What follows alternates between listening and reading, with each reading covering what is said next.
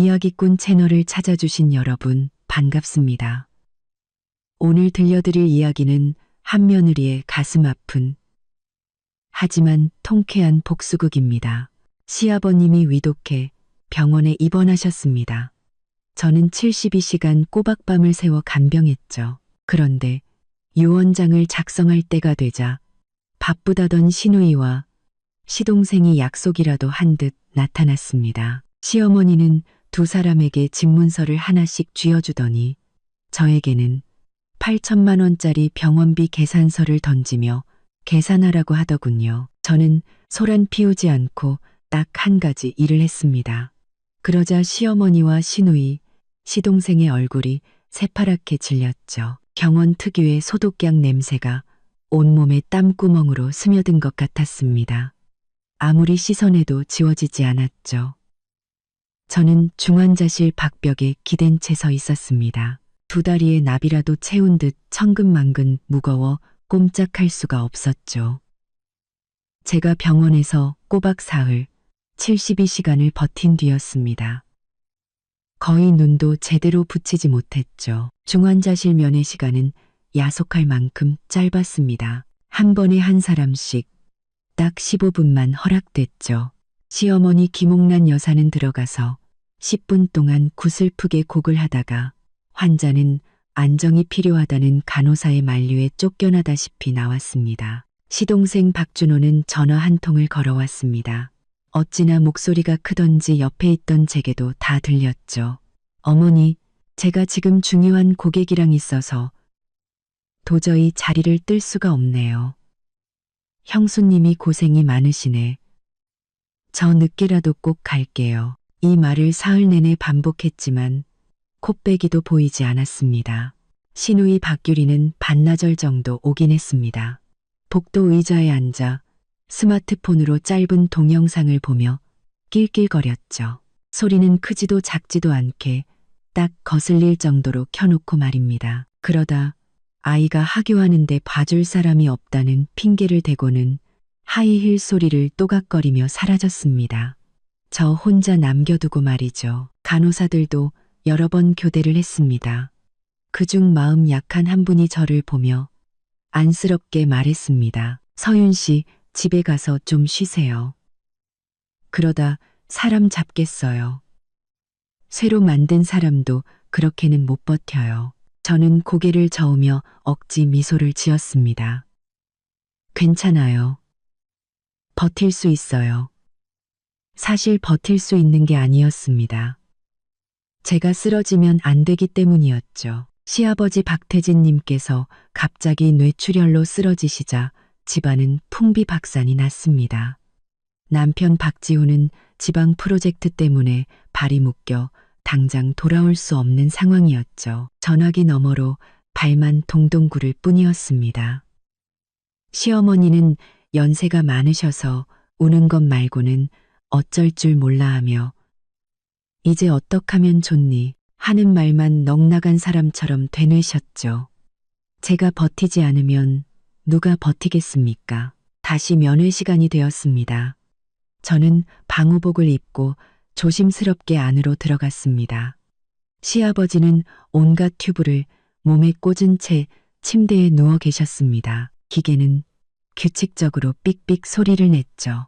불과 사흘 만에 헬쑥해지신 얼굴은 잿빛이었습니다. 저는 면봉에 물을 적셔 바짝 마른 시아버지의 입술을 조심스럽게 축여드렸습니다. 아버님, 제가 나지막이 말했습니다.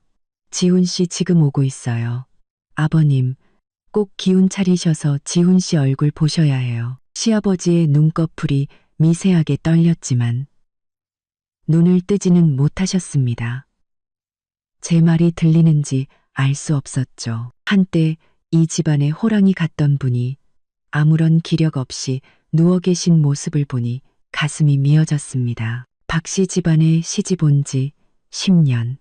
시아버지는 말씀이 없는 분이었지만 저라는 며느리에게 함부로 대하지는 않으셨습니다.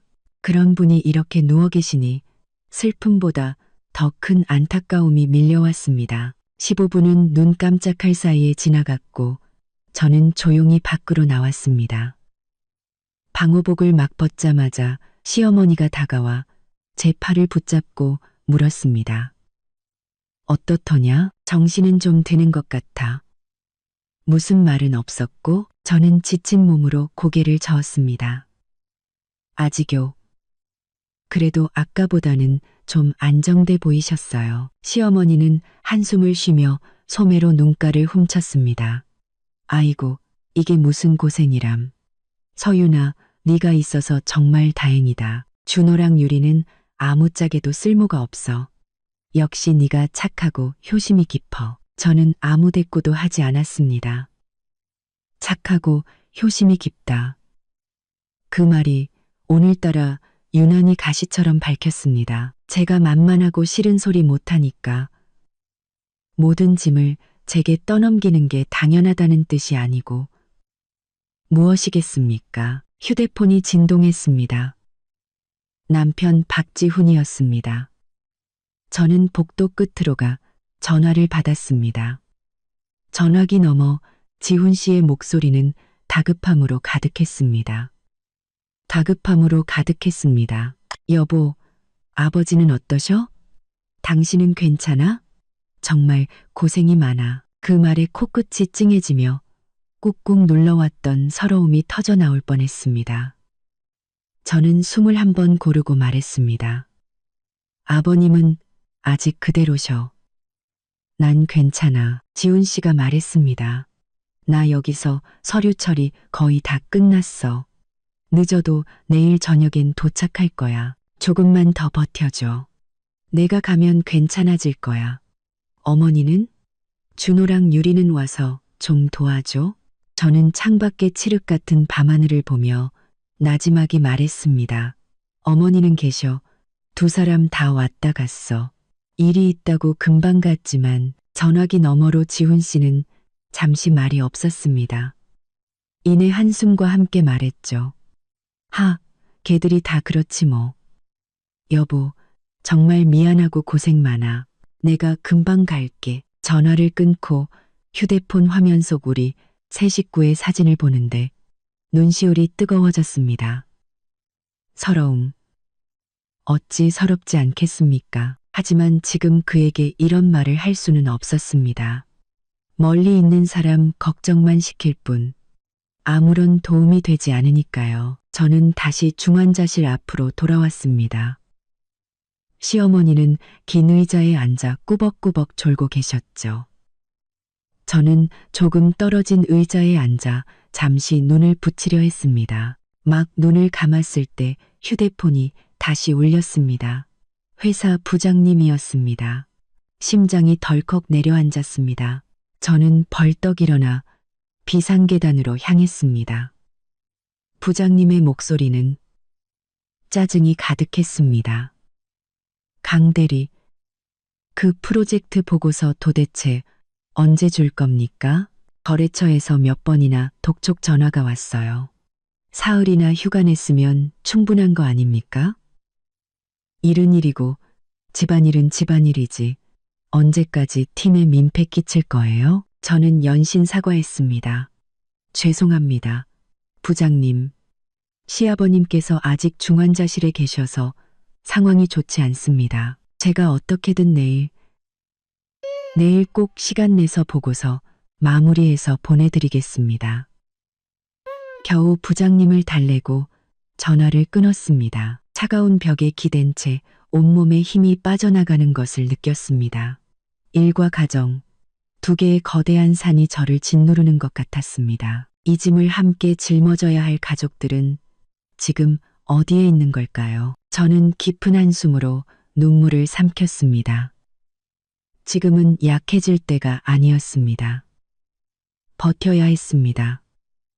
하지만 마음 한구석이 점점 더 차갑고 단단하게 굳어갔습니다. 시아버지의 병환이 흔든 것은 단지 그의 건강만이 아니었습니다.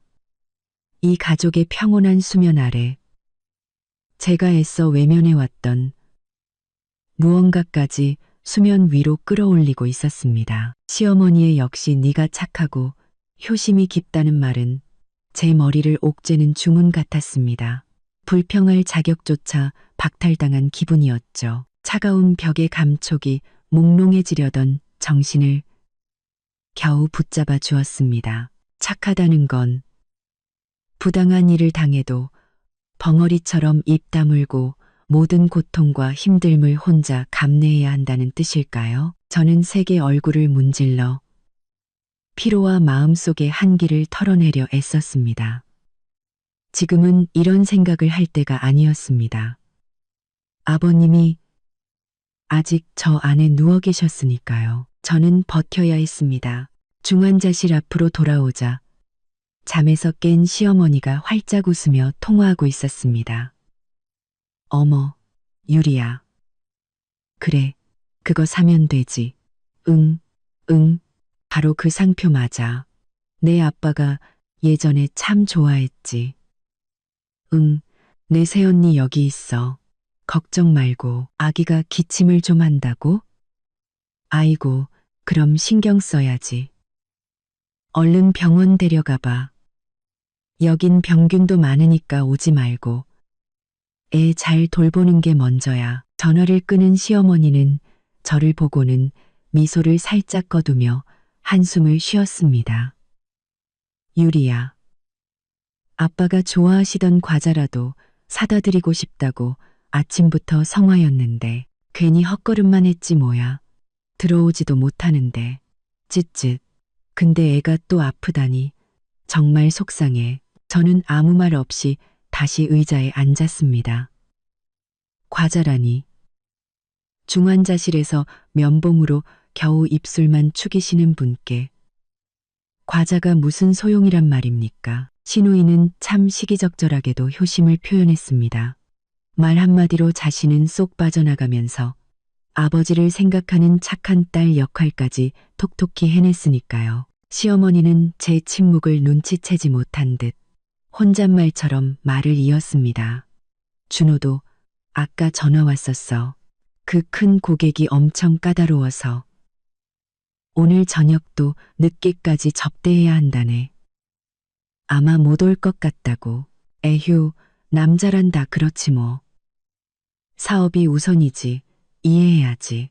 저는 고개를 숙여 이리저리 뛰어다니느라 흙투성이가 된 제 신발코를 바라보았습니다. 시동생이 한다는 그 건자재 사업은 애초에 시아버지께서 쌈짓돈을 탈탈 털어 마련해 주신 돈으로 시작한 것이었습니다.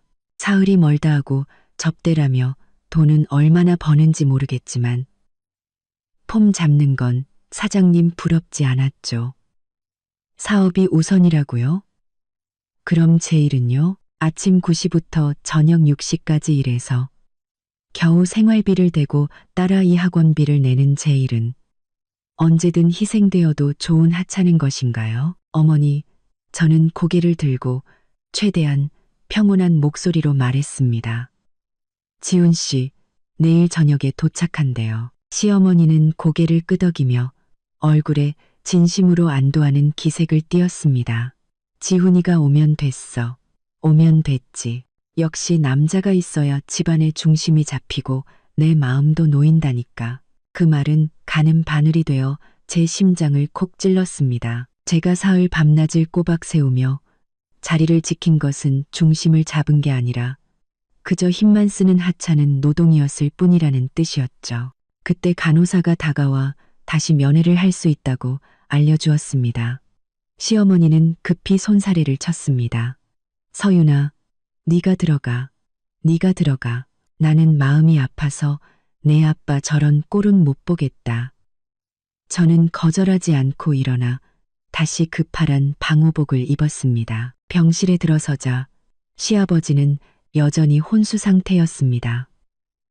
안색은 아까보다 더 잿빛으로 변한 듯 했습니다. 저는 늘 하던 대로 면봉으로 입술을 적셔드렸습니다. 덩실에 들어섭니다. 앙상한 손등위로 튀어나온 푸른 혈관을 보며 마음이 무겁게 가라앉았습니다.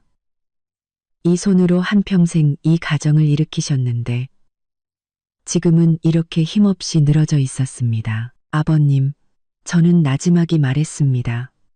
그분께 하는 말인지 제 자신에게 하는 말인지 모를 말이었습니다. 힘내셔야 해요. 그분께 하는 말인지 그 순간 시아버지의 손가락이 아주 미세하게 움찔했습니다. 저는 깜짝 놀라 얼굴을 가까이 가져가 그 손을 뚫어지라 쳐다보았습니다.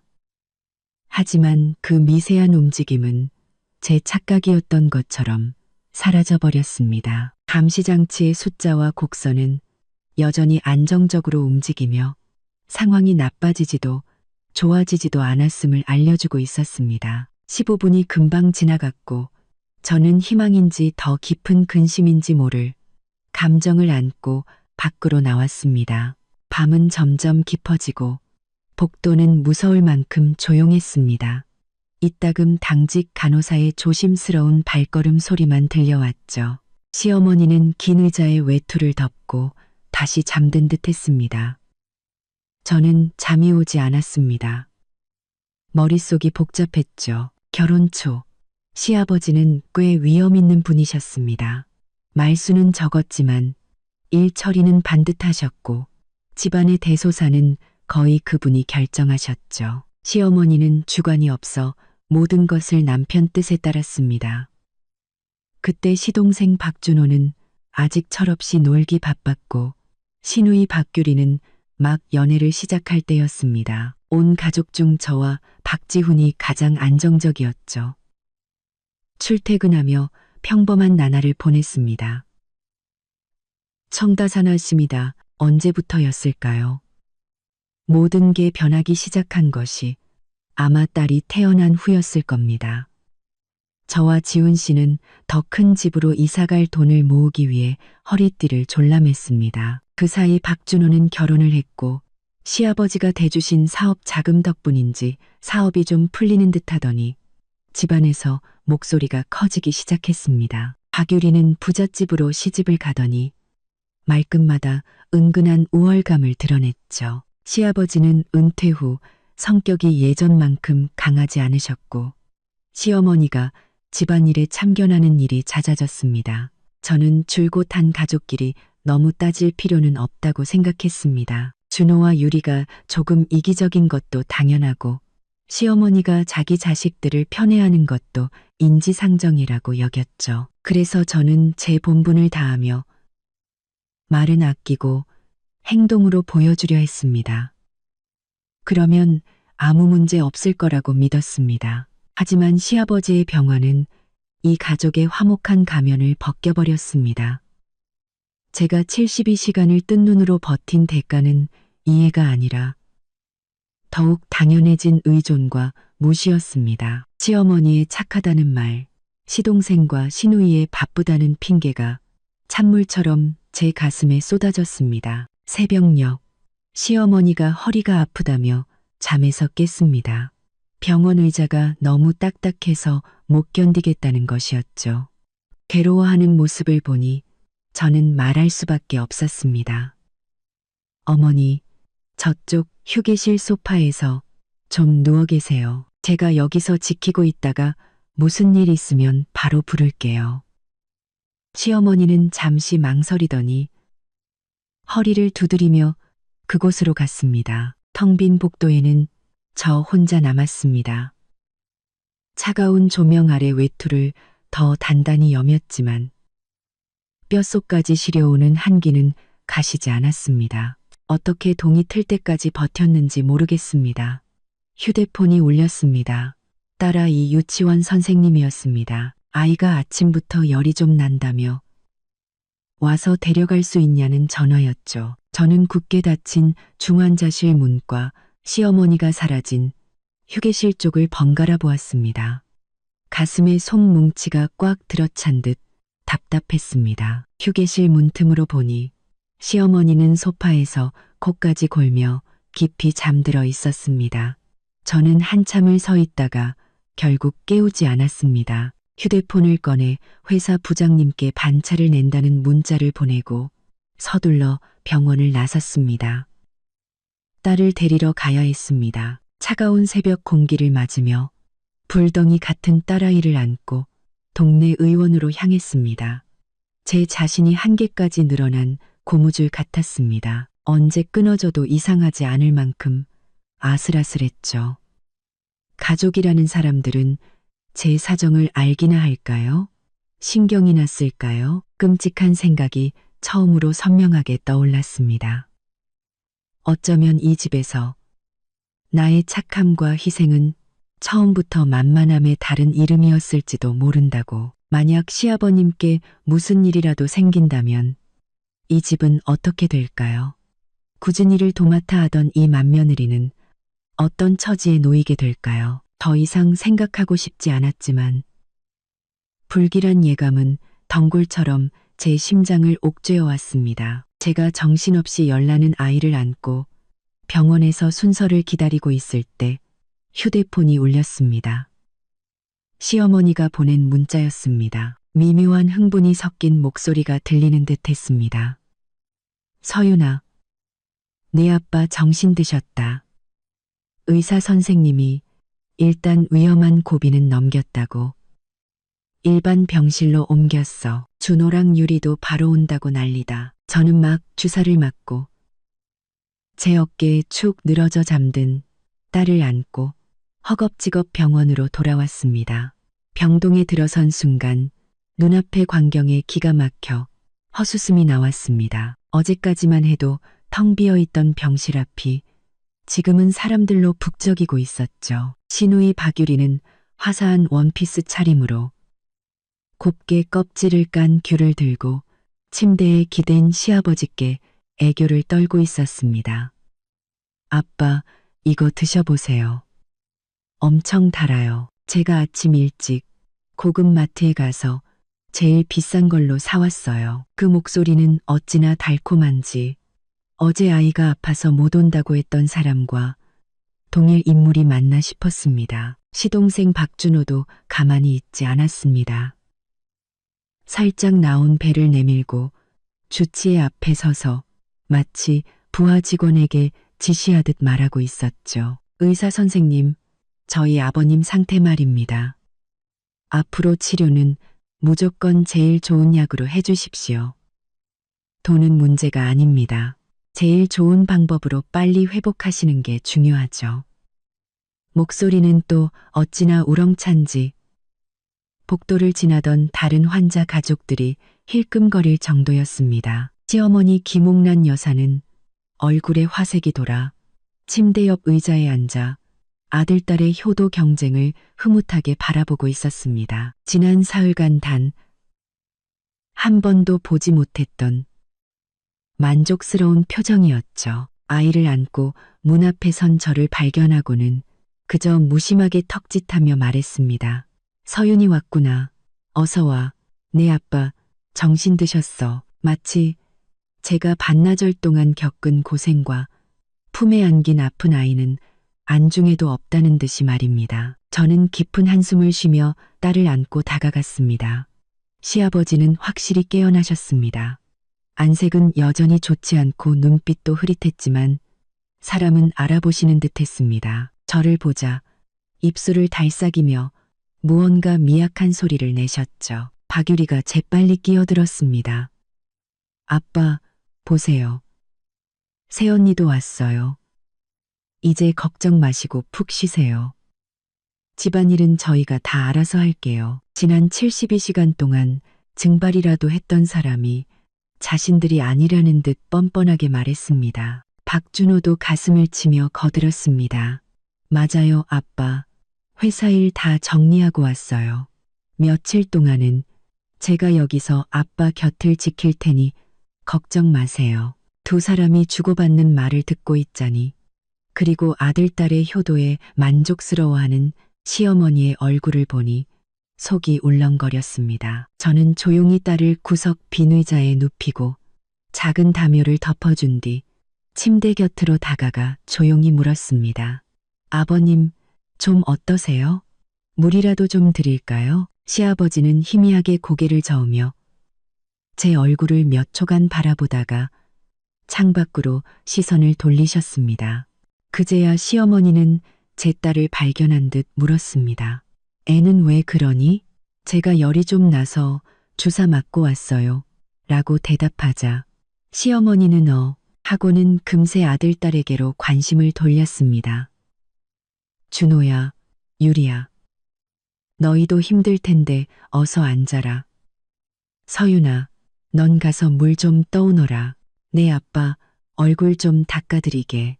저는 침대 옆 탁자 위에 가득 채워진 물주전자를 힐끗 보고는 말없이 들고 나왔습니다. 물을 받아 돌아오는 길 병실 문 앞에서 시어머니의 낮지만 흥분된 목소리가 들려왔습니다. 깨어나서 다행이야. 정말 다행이지. 영감, 당신은 모를 거야. 당신이 쓰러져 있는 동안 내가 얼마나 가슴 졸였는지. 우리 집 두 채랑 그 예금 말이야. 정신이 좀 들면 확실히 해둬야겠어. 당신 정신 멀쩡할 때 정할 건 정해놔야지. 저는 그 자리에 얼어붙었습니다. 집, 예금. 시아버지가 이제 막 사경을 헤매다 돌아오셨는데 시어머니의 머릿속엔 온통 그 생각뿐이었습니다. 저는 일부러 헛기침을 하며 안으로 들어갔습니다. 시어머니는 화들짝 놀라며 말을 멈췄고 이내 자애로운 표정으로 돌아와 말했습니다. 물 떠왔구나. 어서 네 아빠 얼굴 좀 닦아드려. 제가 뜨거운 물수건으로 시아버지의 얼굴과 손을 정성껏 닦아드리자 박유리가 옆에서 혀를 차며 말했습니다. 역시 새언니가 꼼꼼하다니까. 이제 아빠도 깨어나셨으니 우리도 도울 수 있잖아요. 새언니도 이제 한숨 돌리세요. 박준호도 즉시 말을 받았습니다. 맞아요, 형수님. 사흘 동안 정말 고생 많으셨어요. 이제부턴 저희한테 맡기고 집에 가서 푹 쉬고 해도 돌보세요. 그들의 말은 위하는 척했지만 한 글자 한 글자가 선을 긋는 것 같았습니다. 가장 힘들고 굳은 일은 끝났으니 이제 공을 세울 주역들이 등장했고 저는 이제 빠져도 좋다는 뜻이었죠. 눈을 감고 계시던 시아버지의 미간이 살짝 찌푸려졌습니다. 불편해서인지 아니면 시어머니의 말을 들어서인지 알 수 없었죠. 그가 갑자기 희미하게 눈을 떠 저를 보더니 다시 입술을 달싹였습니다. 하지만 결국 힘없이 눈을 감고 말았죠. 시어머니가 재빨리 상황을 정리했습니다. 영감 피곤한가 보다. 좀 쉬게도. 준호야, 유리야. 너희도 여기만 있지 말고 유리는 아까 사온 영양제 지금 먹어도 되는지 의사한테 가서 물어보고 준호는 유리 데려다 주면서 아빠 치료에 더 필요한 거 없는지 알아보고 싹 다 사와. 두 사람은 기다렸다는 듯이 알겠다며 중책이라도 맡은 것처럼 밖으로 나갔습니다.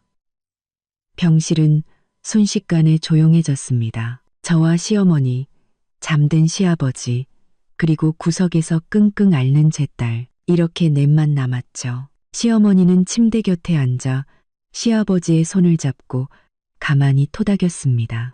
그 얼굴에는 안도감과 다행스러움, 그리고 무언가를 계획하는 복잡한 표정이 뒤섞여 있었습니다. 저는 창가에 서서 주차장으로 향하며 웃고 떠드는 두 사람의 뒷모습을 바라보았습니다. 햇살은 좋았지만 제 마음속에 스며드는 한기는 조금도 가시지 않았습니다. 그들은 와서 효자, 효녀 연기를 한바탕 하고 번지르르한 말 몇 마디를 남기고는 임무를 완수했다는 듯 사라졌습니다. 그리고 시어머니는 그 연기에 완전히 만족한 듯 보였죠. 저는 다시 침대에 누운 시아버지를 보았습니다. 그가 깨어났지만 이 집은 더 이상 예전의 평온한 모습으로 돌아갈 수 없을 것 같았습니다. 시어머니의 말, 시동생과 시누이의 연기는 판도라의 상자를 여는 열쇠처럼 이 가족의 비밀과 욕망을 드러내고 있었습니다. 그리고 가장 많이 희생했지만 외부인으로 취급받는 맏며느리인 저는 시아버지가 일반 병실로 옮겨가시자 저의 기둥 역할은 순식간에 있으나 만화한 것이 되어버렸습니다. 시어머니 김옥란 여사는 간병을 핑계로 병원 근처 여관의 방을 잡았지만 대부분의 시간 동안 저를 이리저리 부려먹었습니다. 달라진 점이 있다면 이제 매일 오후 시동생 박준호와 시누이 박규리가 칼같이 출근 도장을 찍는다는 것이었죠. 그들이 오면 병실은 시장 바닥처럼 시끄러워졌습니다. 박유리는 늘 가장 목소리가 컸죠. 아빠, 이 사과 제가 깎았는데 어때요? 껍질도 안 끊어졌네. 엄마, 이 과자 드셔보세요. 엄청 유명한 데서 줄 서서 사온 거예요. 며칠간 못다 한 효도를 한꺼번에 몰아서 하려는 듯 온갖 과일과 영양제가 침대 옆 탁자를 가득 메웠습니다. 박준호는 든든한 아들 역할을 맡았습니다. 주치의를 찾아가 병세에 대해 심도 깊은 토론을 하는가 하면 간호사에게는 최고의 간호 서비스를 제공해달라고 강조했죠. 정작 시아버지가 매일 어떤 약을 드시는지도 모르면서 폼 잡는 데는 도가 텄습니다. 시어머니는 그들을 보며 얼굴에서 미소가 떠나지 않았습니다. 역시 우리 준호가 생각이 깊어. 유리는 애교가 많아서 사람을 기쁘게 한다니까 까라며 칭찬을 아끼지 않았죠. 그럼 저는요? 저는 여전히 가장 실질적인 일들을 도맡았습니다. 밥을 타오고 물을 떠오고 몸을 닦아드리고 화장실에 부축해드리고 더러워진 옷을 처리하는 일들 말입니다. 하지만 이런 굳은 일들은 시어머니 눈에는 보이지 않는 배경과도 같았습니다. 가끔 제가 생각난다는 듯이 서윤아, 빨래 걷어와라 또는 보온병에 물이 없네라고 지시할 뿐이었죠. 더욱 저를 비참하게 만든 것은 이제 그들 세 사람이 저를 전혀 의식하지 않고 대화를 나눈다는 것이었습니다. 어느 날 오후 박유리는 시아버지께 바나나를 까드리며 아무렇지 않게 말했습니다. 엄마, 우리 옛날 집 거기 재개발된다는 소식 들었어요? 시어머니는 즉시 귀가 솔깃해져 목소리를 낮췄지만 좁은 병실 안에서 그들의 대화는 똑똑히 들렸습니다. 들었어. 측량하는 사람들도 다녀갔대. 곧 시작할 건가 봐. 보상금도 꽤 나올 거고 지금 사는 이 집도 위치가 좋아서 앞으로 값이 더 오를 거야. 박준호가 끼어들었습니다. 엄마, 재개발 거는 서둘러야 해요. 제가 그쪽 일하는 친구들 좀 아는데 맡기면 다른 집보다 보상금 더 많이 받게 해드릴 수 있어요. 지금 이 집은 새놓기 아까우니 그냥 두는 게 좋겠고요. 시어머니는 연신 고개를 끄덕이며 박준호의 손등을 두드렸습니다. 그래. 역시 네가 연줄이 넓다니까. 이 집안은 남자가 없으면 안 돼. 그들은 제 면전에서 마치 이미 자신들의 손에 들어온 것처럼 집안 재산을 신나게 논의했습니다. 온갖 굳은 일을 하는 저는 투명 인간이거나 경계할 필요도 없는 언젠가는 쫓겨날 외부인일 뿐이었습니다. 시아버지는 침대에 기댄 채 대부분 침묵하셨습니다. 피곤해서인지 아니면 듣기 싫어서인지 눈을 감고 계실 때가 많았죠. 하지만 한 번은 시어머니가 영감, 몸 좀 괜찮아지면 이 일부터 확실히 해둡시다. 괜히 밤새 꿈자리가 사나우면 안 되니까 라고 말했을 때 시아버지는 갑자기 눈을 뜨고 날카로운 눈빛으로 시어머니를 쏘아보셨습니다. 입술을 달싹이며 무언가 말하려 하셨지만 결국 들릴 듯 말 듯 한 한숨과 함께 다시 눈을 감으셨죠. 저는 그 순간을 똑똑히 보았습니다. 시아버지는 시어머니의 계획에 온전히 동의하는 것 같지 않았습니다. 박유리가 눈을 굴리며 시어머니의 팔에 매달렸습니다. 엄마, 그럼 나중에 어떻게 나눠요? 오빠만 더 챙겨주면 안 돼요. 시어머니는 딸의 등을 가볍게 치며 말했습니다. 이 바보야, 엄마가 너희를 어떻게 차별하겠니? 다 내 손가락인데. 당연히 똑같이 나눠야지. 똑같이요? 그럼 오빠랑 새언니네는요? 박유리가 집요하게 물었습니다. 시어머니는 얼굴에서 미소를 거두고 제 쪽을 힐끗 보더니 목소리를 더 낮췄습니다. 하지만 저는 똑똑히 들었습니다. 니네 오빠네는 지훈이도 능력 있고 서윤이도 벌잖니. 그 집은 이거 없어도 괜찮아. 너희부터 챙겨야지. 머리 위로 얼음물이 쏟아지는 듯 했습니다. 심장이 순식간에 차갑게 식었죠. 역시 그랬습니다. 그들 마음속에 저와 박지훈은 처음부터 한 가족이 아니었던 겁니다. 우리의 희생은 당연한 것이고 무언가를 나눌 때가 되면 없어도 괜찮은 외부인이 되는 것이었죠. 엄청난 서러움과 분노가 목구멍까지 차올랐습니다. 당장이라도 일어나 따지고 싶었죠. 하지만 바로 그때 딸아이가 얼굴이 빨개지도록 심하게 기침하기 시작했습니다. 저는 급히 아이의 등을 두드려 주었고 모든 감정은 아이에 대한 걱정으로 바뀌었습니다. 딸을 품에 안고 등을 쓸어주면서도 제 시선은 침대에 누워 계신 시아버지께로 향했습니다. 그는 여전히 눈을 감은 채 미간을 찌푸리고 있었습니다. 이불 밖에 나온 손은 손가락이 살짝 구부러져 있었죠. 하나의 생각이 미친 듯이 제 머릿속에서 자라났습니다. 시아버지는 시어머니의 계획을 아실까? 동의하실까? 만약 아신다면 나와 지훈 씨 그리고 평소에 예뻐하시던 이 손녀를 위해 무언가 남겨주시지 않을까? 하다못해 공정한 말 한마디라도. 하지만 저는 곧 고개를 저었습니다. 시아버지는 평소 이런 집안일에 관여하지 않으셨고 돈과 집은 모두 시어머니가 관리했습니다.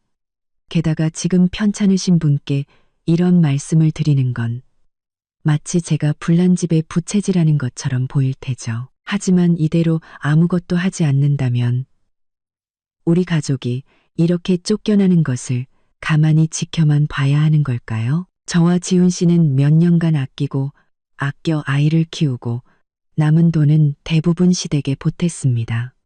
특히 박준호가 도박빚을 졌을 때 그 빚을 갚는데 큰 돈을 보탰었죠. 딸의 기침이 잦아들고 아이는 제 품에서 잠이 들었습니다. 저는 품 안의 아이와 저편에서 여전히 밝은 미래를 계획하고 있는 가족이라는 사람들을 번갈아 보았습니다. 이 집에 대한 마지막 미련마저 산산조각 나는 것 같았습니다. 여기서 소란을 피워봤자 소용없습니다. 그러면 저는 착하지 않은 며느리, 재산을 탐하는 며느리, 집안의 화목을 깨는 며느리가 될 뿐이겠죠. 시어머니는 분명 그렇게 몰아갈 것이고 박준호와 박유리는 즉시 그 편에 설 것입니다. 참아야 했습니다. 하지만 참는다고 해서 도살장에 끌려가는 소처럼 가만히 있을 수는 없었습니다. 저는 조용히 딸을 의자에 다시 눕히고 담요를 덮어준 뒤 보온병을 들고 시어머니께 말했습니다. 어머니, 물 좀 떠올게요. 병실을 나서자 복도의 차가운 공기가 정신을 번쩍 들게 했습니다. 더 이상 예전처럼 바보같이 희생만 하고 있을 수는 없었습니다. 이제 저 자신과 지훈 씨, 그리고 딸을 위해 무언가 계획해야 했습니다. 하지만 어떻게? 평범한 직장인인 제가 무엇을 할 수 있을까요? 시아버지께 직접 말씀드릴까요? 저렇게 편찮으신 분께 차마 입이 떨어지지 않았습니다. 설령 말한다 해도 제 말을 믿어주실까요? 무거운 마음으로 물을 받아 돌아오는 길, 의사 사무실을 지나치게 되었습니다. 마침 주치의가 다른 환자 가족에게 무언가를 설명하고 있었습니다. 환자분께서 정신이 드셨을 때 중요한 말씀을 남기시려면 공증인을 입회시키거나 녹화를 해두시는 게 좋습니다. 나중에 분쟁의 소지를 없앨 수 있거든요. 공증, 녹음. 제 심장이 세차게 뛰기 시작했습니다.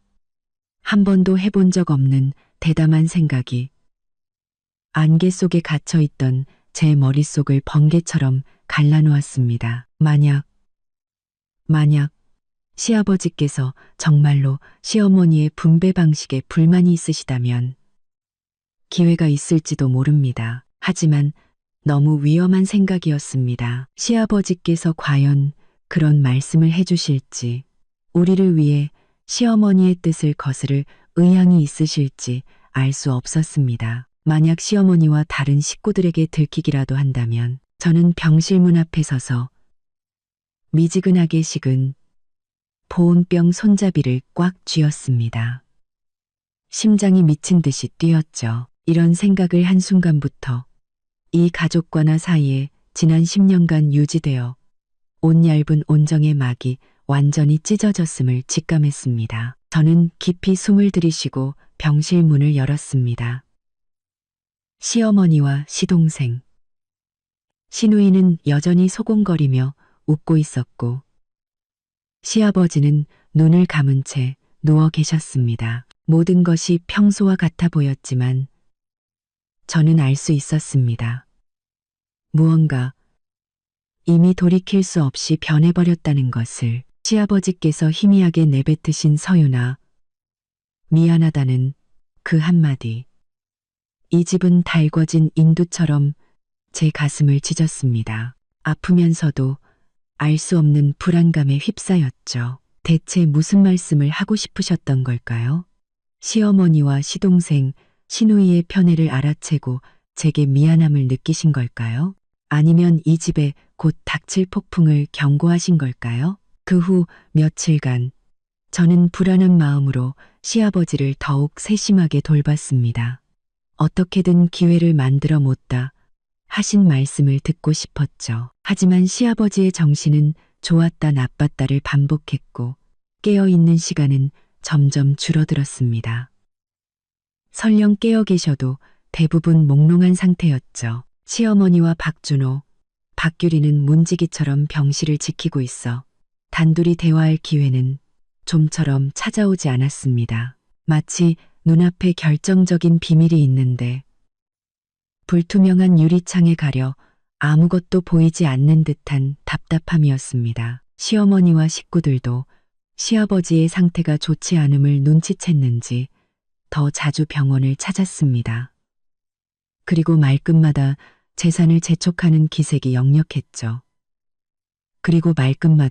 재산을 재촉하는 기색이 역력했죠. 한 번은 제가 약을 들고 들어갔을 때 박준호가 시아버지 귓가에 대고 다급하게 속삭이는 것을 들었습니다. 아버지, 힘내셔야 해요. 집안에 아버지가 결정해 주실 일이 얼마나 많은데요. 그 집이랑 예금 확실하게 말씀해 주셔야죠. 시아버지는 눈을 감은 채 아무 반응도 없으셨지만 이불 위에 놓인 손가락 마디가 굳어지는 것을 보았습니다. 시어머니는 옆에서 눈물을 훔치며 말했습니다. 청보지는 눈을 감은 채 아무 반응도 없으셨지만 영감, 정신 놓으면 안 돼요. 준호랑 유리 생각해야지. 저는 그들의 모습에 속이 메스꺼웠습니다. 준호랑 유리 생각해야지. 모두 자기 자신과 시아버지에게서 얻어낼 것만 생각할 뿐 정작 그분이 얼마나 괴롭고 두려우실지는 아무도 묻지 않았습니다. 그날 밤은 박유리가 당번이었습니다.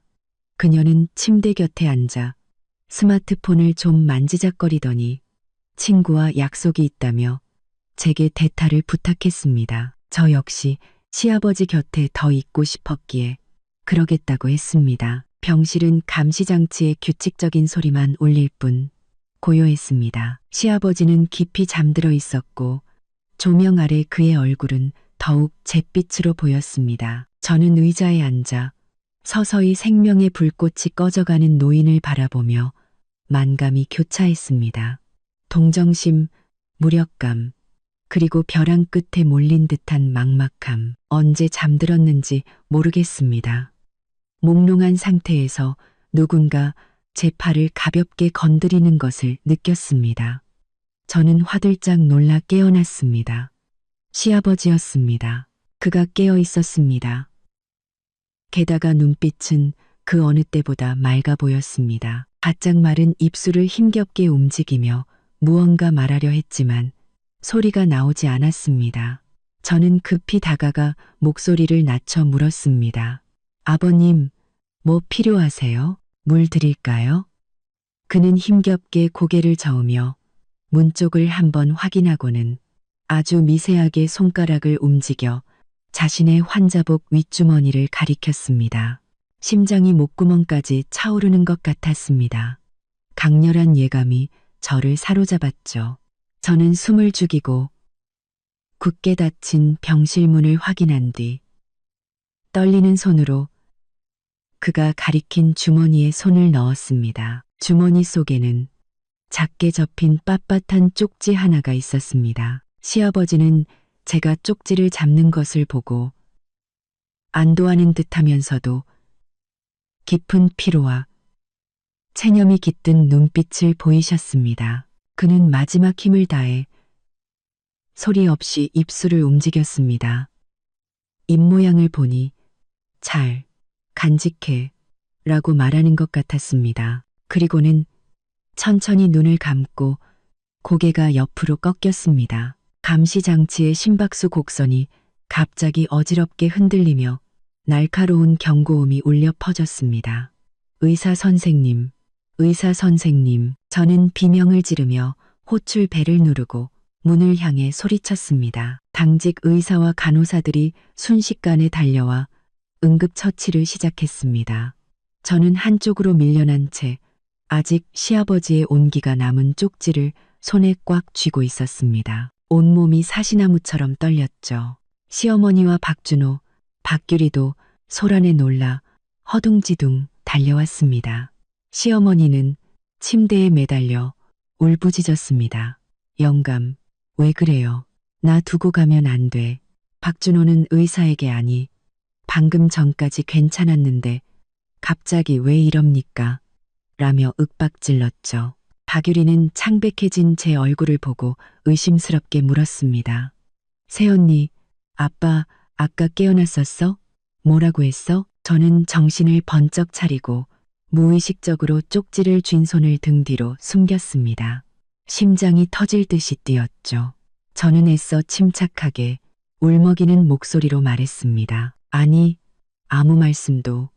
내가 깜빡 졸았는데 깨어보니 아버님 상태가 이상해서. 처치는 계속되었지만 병실 안의 공기는 무겁게 가라앉았습니다. 저는 모두의 시선이 시아버지께 쏠린 틈을 타 조용히 쪽지를 바지 주머니 깊숙이 쑤셔 넣었습니다.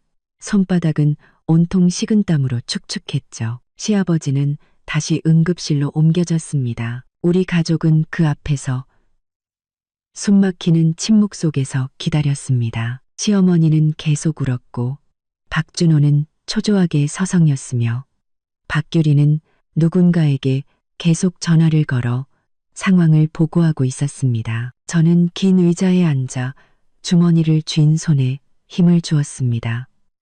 그 얇은 종이 한 장이 천근만근처럼 무겁게 느껴졌습니다. 시아버지의 마지막 그 맑고도 복잡했던 눈빛, 잘 간직해라는 소리 없는 말이 계속해서 머릿속을 맴돌았습니다. 그는 자신의 마지막을 예감하셨던 겁니다. 그리고 시어머니와 식구들의 계획도 모두 알고 계셨던 겁니다.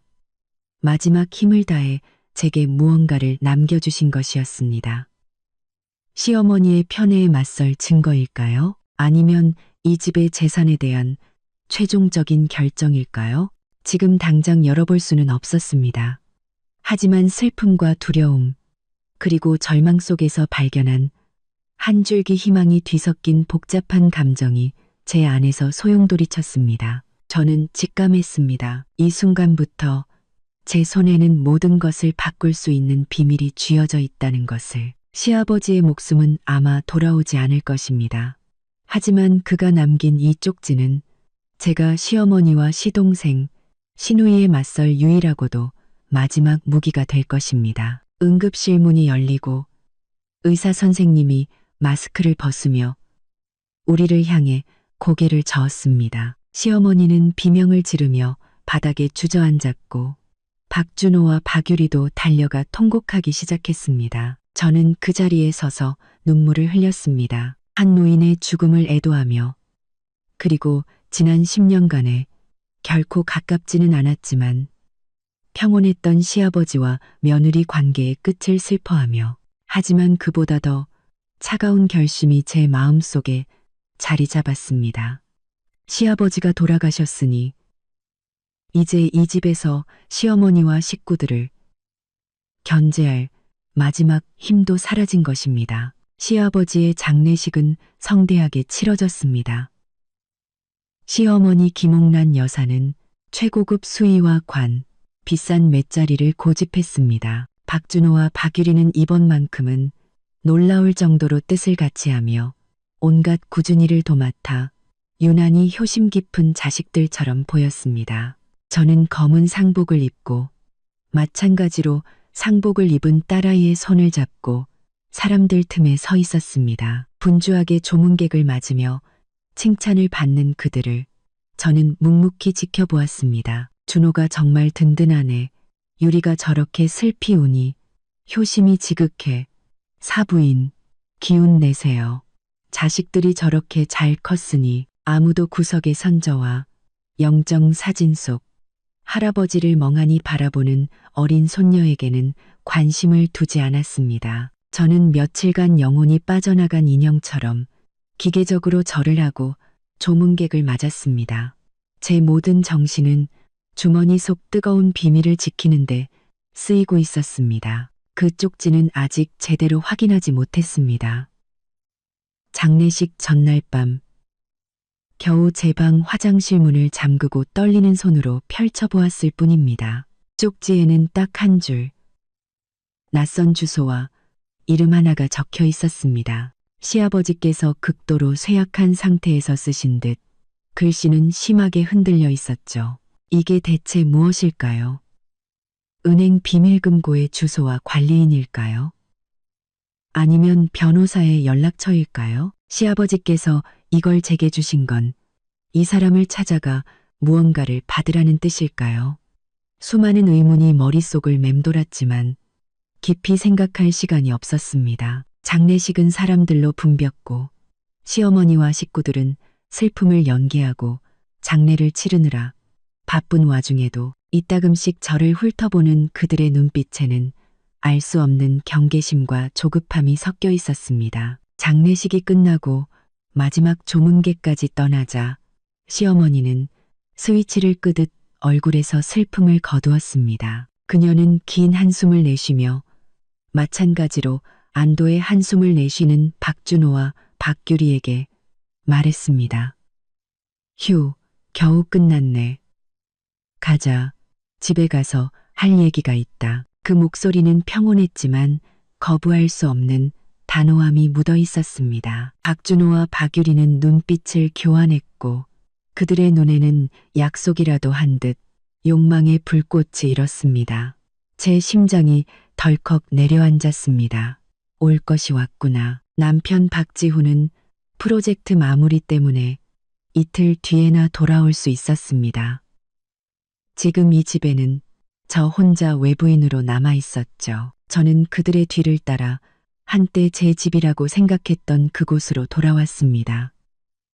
거실은 장례식의 흔적과 향냄새로 어수선했고 공기는 무겁게 가라앉아 있었습니다. 시어머니는 상석 소파에 앉았고 박준호와 박규리는 좌우에 호위무사처럼 앉았습니다. 저는 잠이 든 딸을 안고 구석 의자에 앉았죠. 시어머니는 식어 빠진 찬물을 한 모금 마시고는 시선을 제게 고정했습니다. 내 아버지는 갔다. 이제 이 집은 우리끼리 꾸려나가야지. 박준호가 즉시 말을 받았습니다. 어머니, 걱정 마세요. 제가 있잖아요. 박유리도 질세라 충성을 맹세했죠. 맞아요, 엄마. 저희가 잘 모실게요. 시어머니는 만족스럽게 고개를 끄덕이더니 말투를 바꿔 사무적으로 말했습니다. 내 아버지가 갔으니 이제 집안일도 정리해야지. 나중에 딴소리 나와서 가족끼리 얼굴 붉히는 일 없게. 그녀는 낡은 가방에서 무언가를 꺼냈습니다. 짙은 붉은색의 집문서 2개와 두툼한 서류 봉투였습니다. 제 심장이 쿵 하고 내려앉았습니다. 진짜 연극은 지금부터 시작이었습니다. 시어머니는 2개의 집문서를 나란히 탁자 위에 올려놓고는 서류 봉투에서 종이 한 장을 꺼내 제 쪽으로 휙 밀었습니다. 병원비 계산서였습니다. 서윤아 시어머니의 목소리는 낮았지만 망치처럼 제 심장을 내리쳤습니다. 이건 내 아빠 병원비 내역서다. 전부 합쳐서 8천만 원쯤 되네. 한번 봐라. 8천만 원. 예상은 했지만 직접 들으니 눈앞이 캄캄해졌습니다. 우리 부부의 전 재산을 합쳐도 그 정도 될까 말까 한 돈이었습니다. 저는 그 종이에 손도 대지 않고 조용히 시어머니를 바라보았습니다. 시어머니는 제 평온한 반응에 잠시 당황한 듯 했지만 이내 집문서 2개를 들어 하나는 박준호에게 다른 하나는 박유리에게 건넸습니다.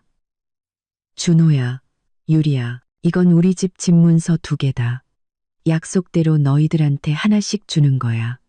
이제 내 아버지는 안 계시니 오늘 내가 너희한테 넘겨주마. 앞으로 잘 살아라. 2 사람은 거의 빼앗다시피 집문서를 받아들고는 얼굴에 숨길 수 없는 희열을 드러냈습니다. 그리고 시어머니는 다시 저를 보며 다정하지만 칼날 같은 목소리로 말했습니다. 서윤아, 너도 봤지? 집안의 가장 큰 재산은 이 집 2채야. 이제 준호랑 유리한테 줬고 지훈이는 맏이고 너는 맏며느리잖니. 너희는 능력도 있고 착하니까 이 8천만 원은 너희가 내도록 해라. 내 아빠 입원했을 때 네가 제일 고생했으니 네가 정리하는 게 제일 깔끔하지 않겠니? 그 말을 마친 시어머니는 소파에 등을 기댔습니다. 박준호와 박유리도 의기양양한 표정으로 저를 쳐다보았죠. 제가 울고불고 매달리기를 기대하는 눈치였습니다. 거실은 죽은 듯이 고요했습니다. 저는 탁자 위에 그 8천만 원짜리 계산서와 시어머니의 뻔뻔한 얼굴, 그리고 동생들의 탐욕스러운 얼굴을 번갈아 보았습니다. 차가운 분노가 발끝에서부터 머리끝까지 치솟았지만 이상하게도 저는 극도로 침착해졌습니다. 저는 잠든 딸을 편안하게 고쳐 안고 천천히 자리에서 일어났습니다. 그리고 그들을 향해 아주 옅고 차가운 미소를 지으며 말했습니다. 네, 그 한마디에 3 사람의 얼굴이 순간 굳어졌습니다.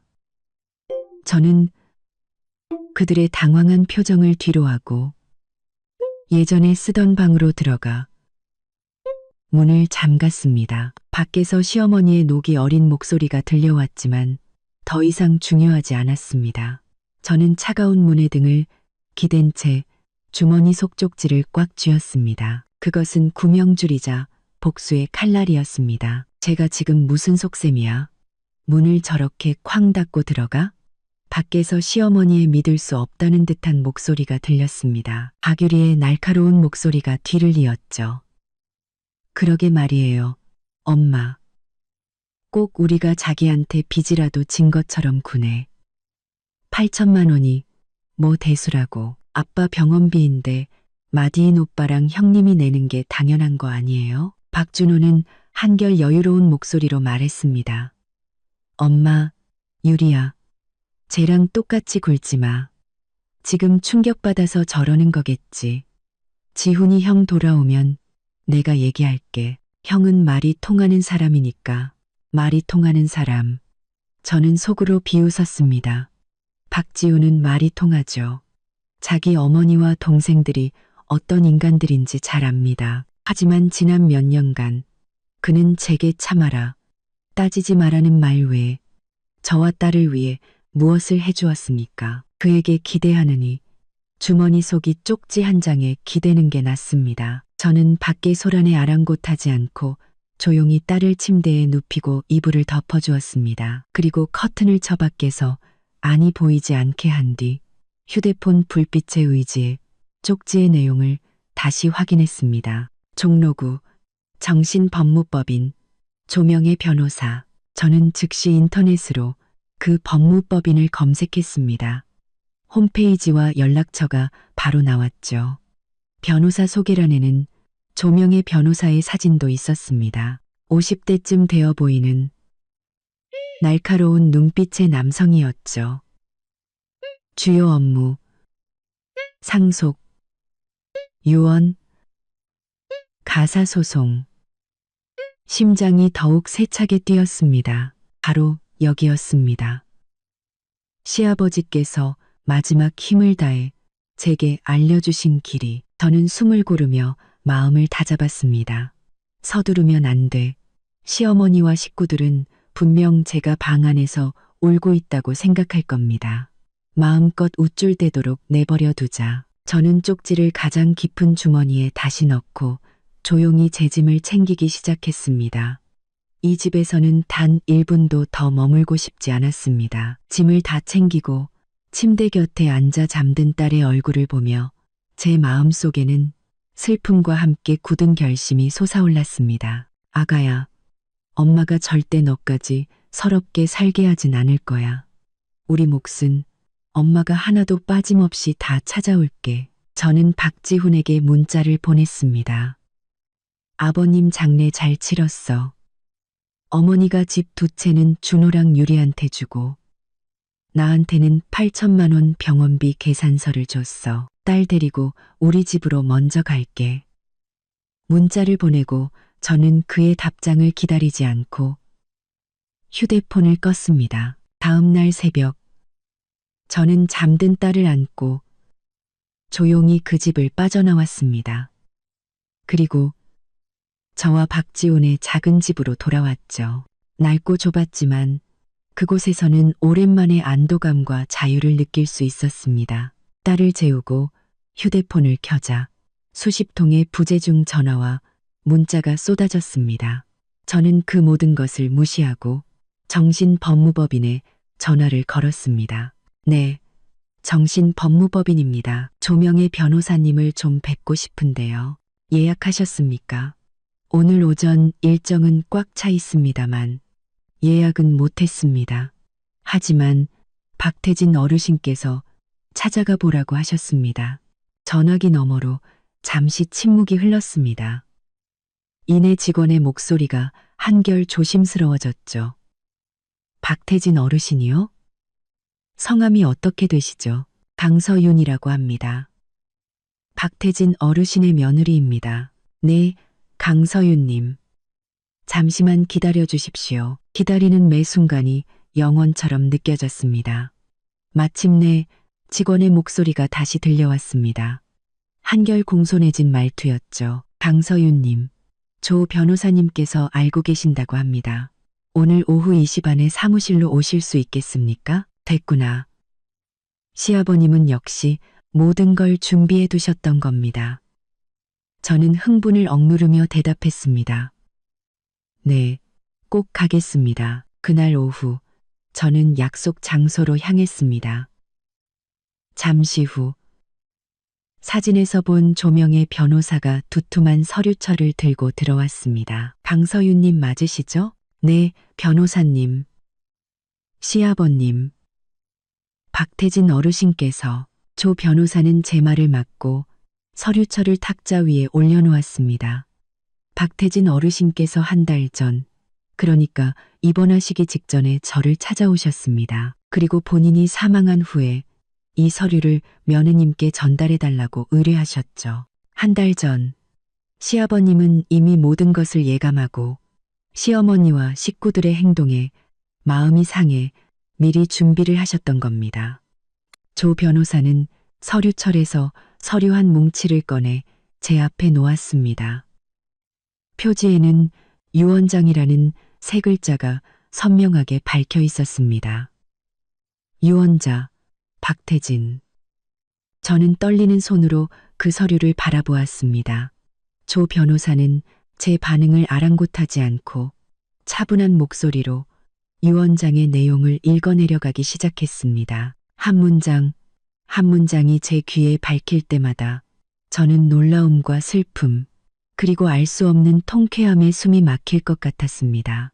유언장의 내용은 충격적이었습니다. 첫째, 박태진 명의의 모든 예금, 주식 등 현금성 자산 약 3억 원을 맏며느리 강서윤에게 단독으로 상속한다. 둘째, 박태진 명의의 현재 거주 중인 아파트와 재개발 예정인 구도심 주택의 소유권 전부를 맏며느리 강서윤에게 단독으로 상속한다. 셋째, 아내 김옥란은 충분한 노후 자금이 있고 아들 박준호와 딸 박유리는 이미 생전에 충분한 금전적 지원을 받았으므로 추가적인 재산 분배는 없다. 넷째, 이번 기간 발생한 모든 의료 비용은 위 상속 재산에서 우선적으로 지급한다. 모든 재산을 아들인 박지훈이 아닌 며느리인 제게 남기셨습니다. 이것은 단순한 유언장이 아니었습니다. 시아버지께서 돌아가시기 전 제게 남긴 서유나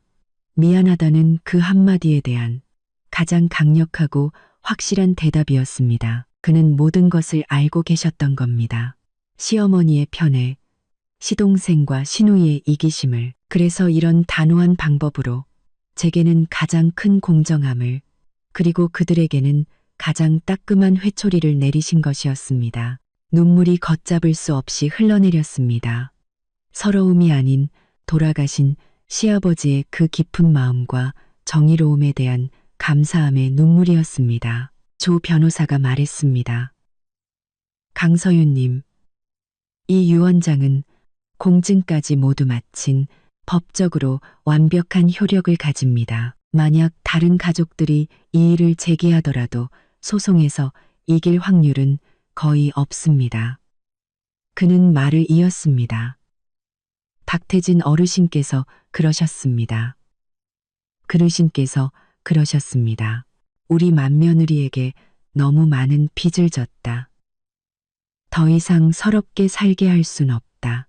내가 든든한 버팀목이 되어주어 앞으로는 당당하게 살게 해주고 싶다고 말입니다. 그 말에 저는 결국 소리내어 울고 말았습니다. 시아버님, 모든 것을 알고 계셨군요. 저는 눈물을 닦고 굳은 표정으로 조 변호사를 바라보았습니다. 변호사님, 이제 제가 어떻게 해야 할까요? 조 변호사는 만족스러운 미소를 지으며 말했습니다. 우선 다른 상속인들에게 정식으로 이 유언장을 공개하십시오. 만약 그들이 불응하거나 유언장을 훼손하려 한다면 즉시 법적 절차에 들어가야 합니다. 저희 법무법인에 정식으로 의뢰하시면 변호사 명의의 내용 증명을 발송하고 재산 보전 신청 및 상속 재산 분할 소송까지 모두 진행해 드릴 수 있습니다. 네, 변호사님. 저는 그 어느 때보다 단단한 목소리로 말했습니다. 정식으로 의뢰하겠습니다.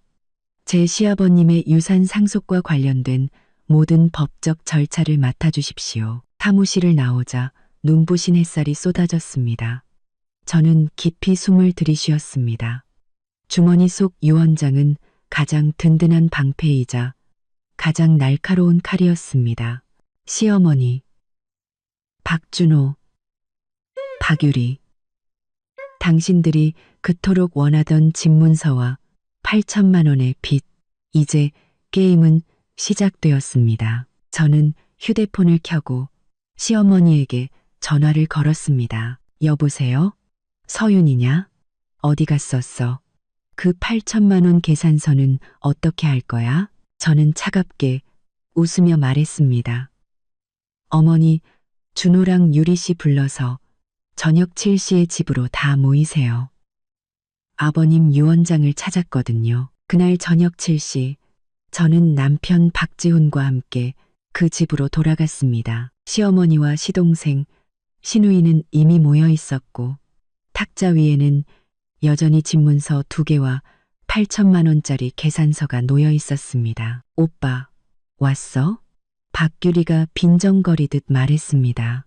시어머니는 기다렸다는 듯이 지훈 씨에게 울먹이며 상황 설명을 시작했죠. 저는 그 말을 가로막고 가방에서 변호사에게 받은 유언장 원본이 든 봉투를 꺼내 탁자 위에 올려놓았습니다. 순간 거실의 공기가 얼어붙었습니다. 유언장, 시어머니가 비명처럼 외쳤습니다. 무슨 유언장? 영감이 언제 유언장을 썼다는 거야? 거짓말하지 마. 박준호도 벌떡 일어나 소리쳤습니다. 강서윤, 너 지금 무슨 장난이야? 어디서 가짜 서류나 주워와서 사람 속이려고 해. 저는 그들의 발악에 아랑곳하지 않고 천천히 봉투를 뜯어 공증 도장이 선명하게 찍힌 유언장을 꺼내 펼쳤습니다. 이건 공증까지 마친 법적 효력이 있는 유언장입니다. 아버님께서는 유언장에 당신 명의의 모든 예금 약 3억 원과 이 집 2채를 전부 저 강서윤에게 단독으로 상속한다고 명시하셨습니다. 뭐라고? 거짓말. 세 사람은 동시에 벌떡 일어났습니다. 얼굴은 믿을 수 없다는 충격과 분노로 일그러졌죠. 박준호가 달려들어 유언장을 빼앗으려 했지만 저는 재빨리 피하며 차갑게 말했습니다. 유언장 훼손도 범죄입니다. 변호사님이 그러시더군요. 감옥 갈 수도 있다고. 박준호의 손이 허공에서 멈칫했습니다.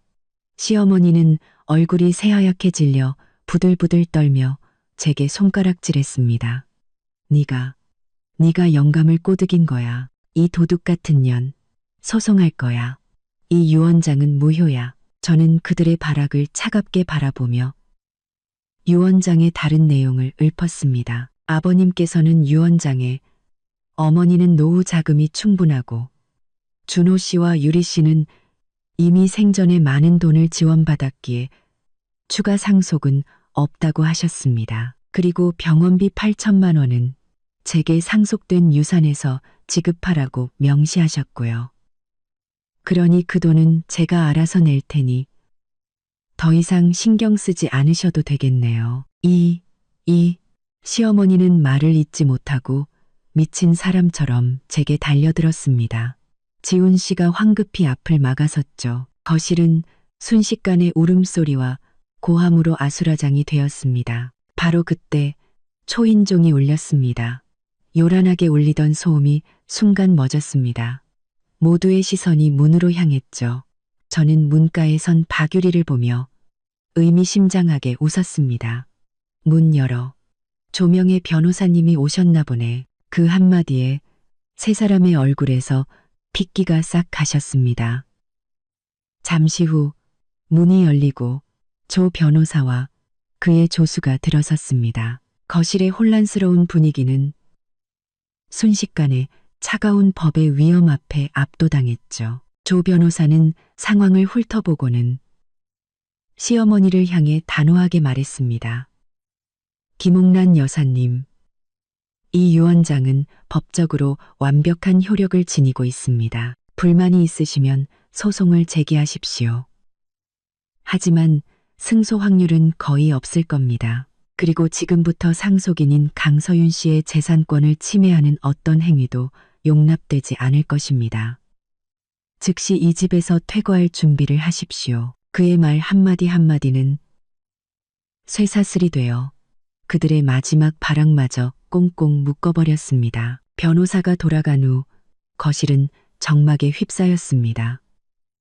시어머니는 소파에 주저앉아 넋나간 표정이었고 박준호와 박유리는 패배감에 고개를 숙이고 있었죠. 저는 탁자 앞으로 다가가 그 8천만 원짜리 계산서를 집어들었습니다.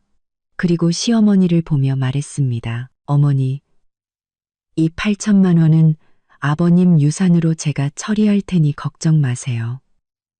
그리고 이 집과 다른 재산들은 이제부터 당신들과는 아무 상관없는 제 것입니다. 그 후 저는 변호사를 통해 모든 법적 절차를 신속하게 진행했습니다. 두 채의 집은 모두 제 명의로 이전되었고 시아버님의 예금도 모두 제 통장으로 옮겨졌습니다.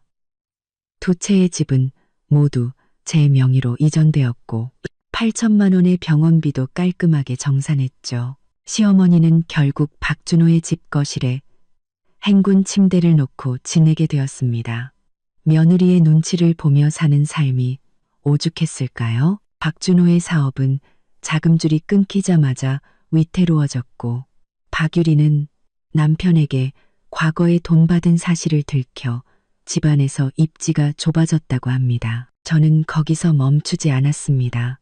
시아버지의 서랍에서 발견한 박준호와 박유리에게 몰래 돈을 빌려준 기록이 적힌 수첩을 들고 다시 조 변호사를 찾아갔습니다. 그 금액은 총 1억 원에 달했습니다. 조 변호사는 그것이 명백한 증거라며 즉시 그 돈을 반환하라는 내용 증명을 두 사람에게 보냈죠. 그것이 결정타였습니다. 박유리는 울면서 전화에 이혼당하게 생겼다며 제발 봐달라고 애원했고, 박준호는 이성을 잃고 전화로 욕설을 퍼부었습니다. 저는 그 모든 것에 법대로 합시다라는 한마디로 응수했습니다. 저는 그 유산으로 사치하지 않았습니다. 먼저 저와 딸을 위한 보험과 교육 자금을 마련했고, 남은 돈으로 아담한 새 아파트를 장만했습니다. 남편과 제 공동 명의로 말이죠. 그리고 시아버지의 유산 중 일부였던 집 한 채는 세를 놓아 안정적인 수입원으로 삼았습니다. 이제 저는 더 이상 남의 눈치를 보며 살지 않습니다. 오랫동안 배우고 싶었던 꽃꽂이를 배우고 운동도 시작했습니다. 제 삶의 주인이 된 기분이었죠.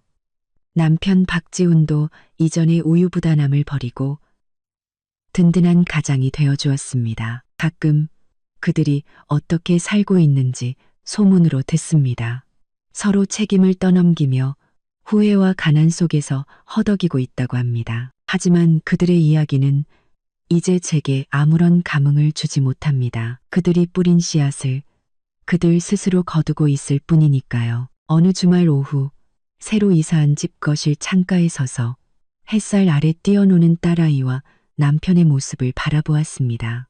진정한 가족과 행복이 무엇인지 저는 이제야 비로소 깨닫게 되었습니다. 과거의 상처는 저를 더 단단하게 만들었고, 앞으로의 제 인생은 오직 저 자신을 위해 그리고 사랑하는 가족을 위해 제가 직접 써 내려갈 것입니다.